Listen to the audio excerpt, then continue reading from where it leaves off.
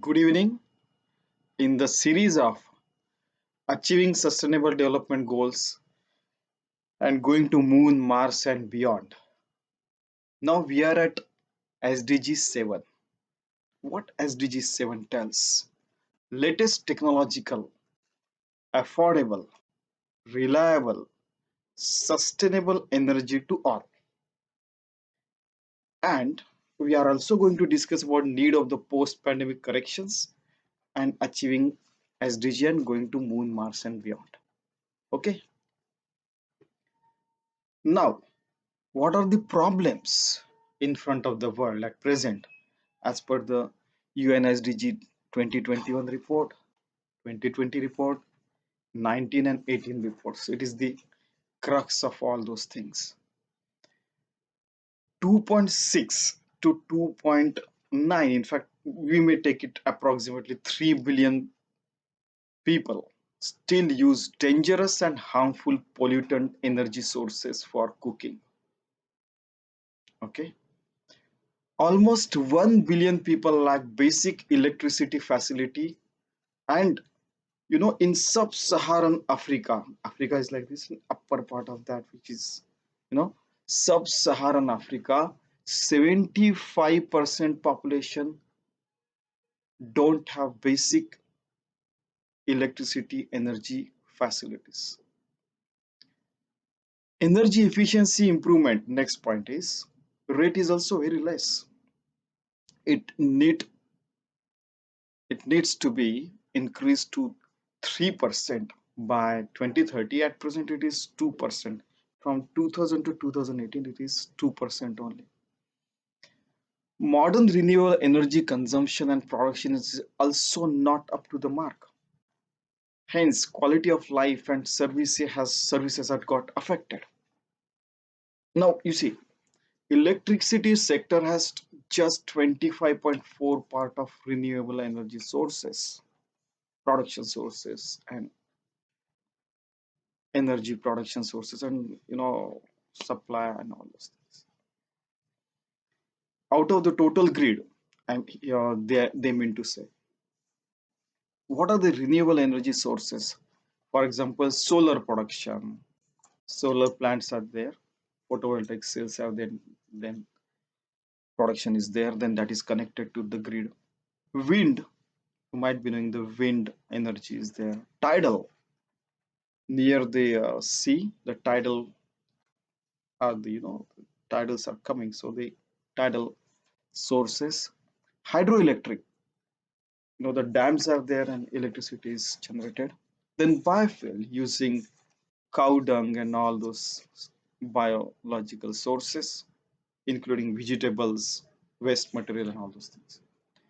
Then geothermal, I hope everybody knows that if there are geothermal, the hot water coming out of the geysers are used and geothermal energy is manufactured.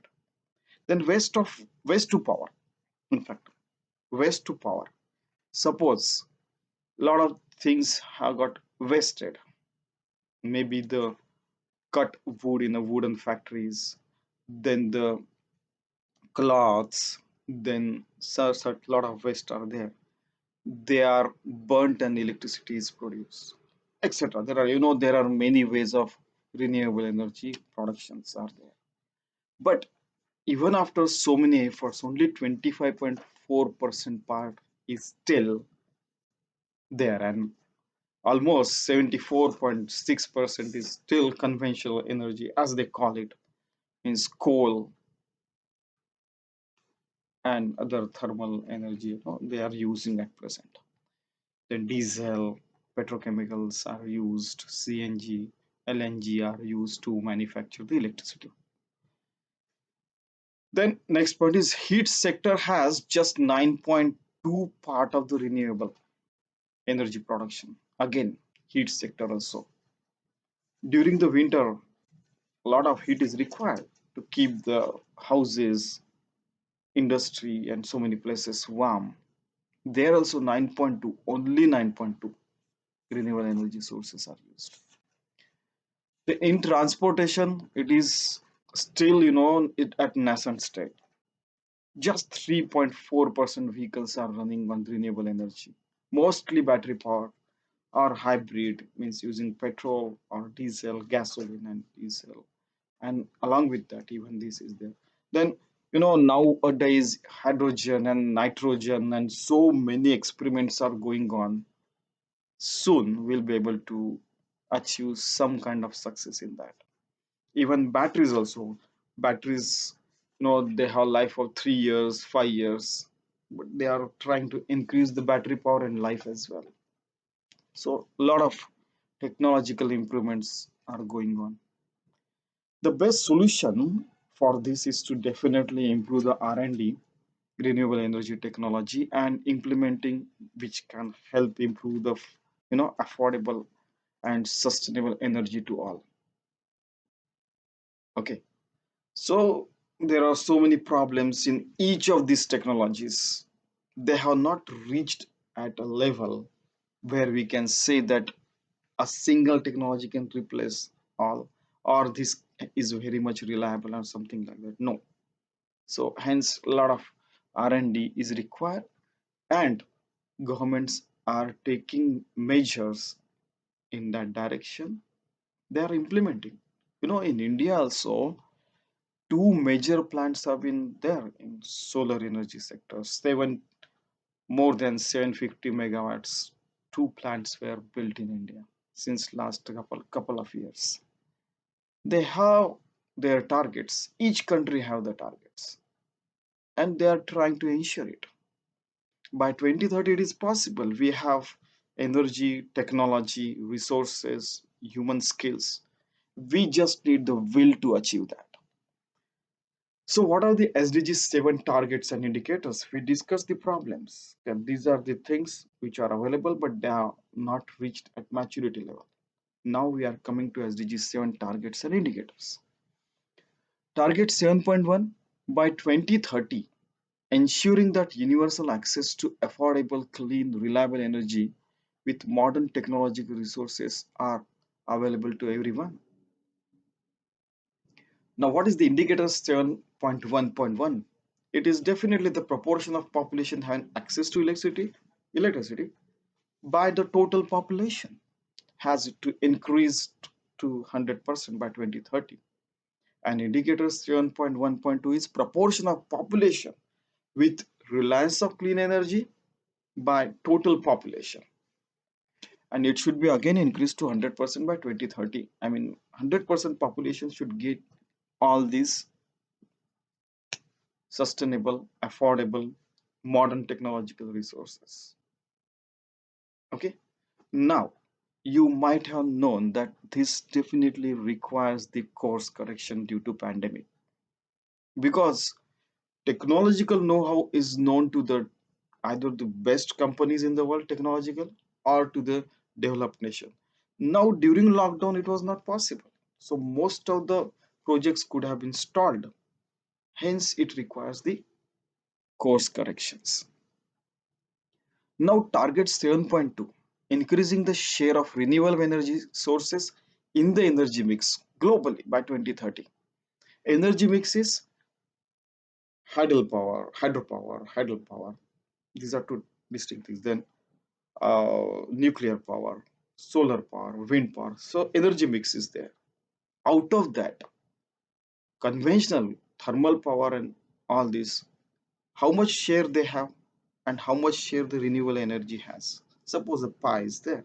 Out of them, 76% go to this and 24% going there. Something like that. Now, let us take example of USA. Two greatest democracies, we might take the example over here. USA, it was 12.6 in 2020. So this share has to be increased, is the target for USA. An indicator 7.2.1. Share of renewable energy sources by total energy consumption. Renewable energy by total energy consumption. What is the share? It is the indicator. Now, after US's example, now I shall give the example of India. After USA and China, India ranked third, okay, in the world in the energy consumption, and India has 21.25% share sorry, in the renewable energy generation in 2020. Okay, now target 7.3 by 2030, doubling the rate of energy efficiency improvement. What is the indicator? Energy intensity ratio, that is energy consumption upon GDP. For example, energy consumption is 100 gigawatt divided by GDP, suppose $1 trillion. So 1 billion upon 1 trillion, that is energy intensity ratio. Just I'm giving that an example. Energy efficiency improvement. I hope everybody also knows that, in the electrical engineering, the efficiency, power factor, these are different terms which are always used. I mean, when the energy is transported from from source to the destination, suppose it travels from in Nagpur, it is generated, for example, it travels to Mumbai up maybe 1,000 kilometers. Almost 40% power is lost during transport only, because electrons travel 1,000 kilometers. 40% energy is lost due to heat, electricity, and so many factors are, so many things are there. So there are so many things. These are hindrance, and I hope everybody knows that there are superconductors which are tried to be used. There are better cables, there are better networks, the power grid connections, and so many things they are trying to improve nowadays. It will slowly, definitely, is going to be improve energy efficiency. Okay. Target 7.8, promoting investment in energy infrastructure and enhancing international R&D cooperation. Investment has to be there, energy infrastructure has to be built up, and international R&D has to be there. Otherwise, there are companies in the world which have, the best technologies. They will come and help building all this infrastructure. That is the best way. But according to uh, the land, the terrain, and all fantastic things, research and development is required for this terrain.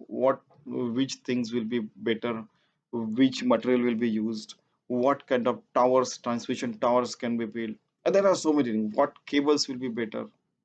So R&D, these are infrastructure R&Ds. Even there are technological R&Ds are also there, in which the turbines are there. For example, if uh, you know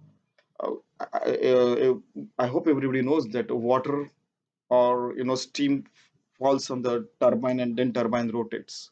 Even turbine technology also is improving day by day because of R&D only. So research and development is required in how many areas? In clean and renewable energy technology, energy efficiency, and advanced and cleaner fossil fuel technology. Even fossil fuel technology has to improve, because at present more than 60% electricity is manufactured using fossil fuel. Coal is the major source in many countries like India and China and so many places. Indicator 7.8.1, international financial flow via foreign investment through FDI and so many ways. I mean, so developing countries, they are investing in R&D, in energy production, and even in hybrid system. That is the indicator. Then target 7.B, as per the need of each state or a nation, or what we call expanding resources and upgrading technology infrastructure, where in developing countries, latest developed countries, least developed countries, small islands, landlocked countries. Now, what are the indicators? Similarly, indicators are like this: ratio of watts per capita. Suppose there is 1 billion population in India. 1 billion means 1 and 90. And India is manufacturing 100 gigawatt, for example. The 1 billion on 100 gigawatt means 100 and again 1 billion, 100 into 1 billion. So per capita. So 100 billion upon 1 billion, that is 100 watts. One example I'm giving per capita is the ratio. Then in developing countries, ratio of watts per capita in least developed countries, ratio of watts per capita in small islands, ratio of watts per capita in landlocked countries. Okay, landlocked means they are at the center and beside, adjacent to their boundaries, there are so many countries. Small islands countries and in landlocked countries as well. Okay, next. Finally, it's sure that we have technology and human resources to achieve this by 2030. That already I said. Just willingness of a whole human civilization can add the fuel and energy to achieve SDG. And then going to moon, Mars, and beyond, for whom we are doing, and for whom, for whom we are doing. We are doing it for your, kids, for next generation. Hope you agree that we are doing it for next generation.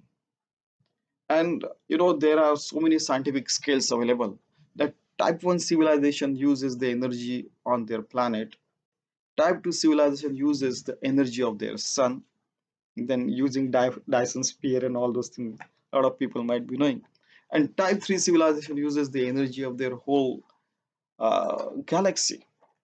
And there are so many other type, type 4, type 3, type 5, 6, and they use energy, even they can manipulate uh, the atom, the molecules, then atoms, then up to quarks and all those things, and they can build energy using antimatter, and so many things are there. There is no end to technological advancement, but let us try to achieve sustainable development goals by using latest technology provided to all at the grassroots level, and let us try to take human civilization to moon, Mars, and beyond. It is for next generation, our kids only. We are doing all these things for whom we are doing, for kids. Hope you agree on this, and I just request you to think over it. If you have any suggestions, kindly let me know. You are most welcome to criticize, to suggest, then send some remarks, put some comments, but that should be in a parliamentary language. Okay, debate and discussions makes direct democracy successful, and we'll be successing, as a, successful, in fact, as a supreme being on Mother Earth, taking care of all entities on Mother Earth. Okay, thank you very much.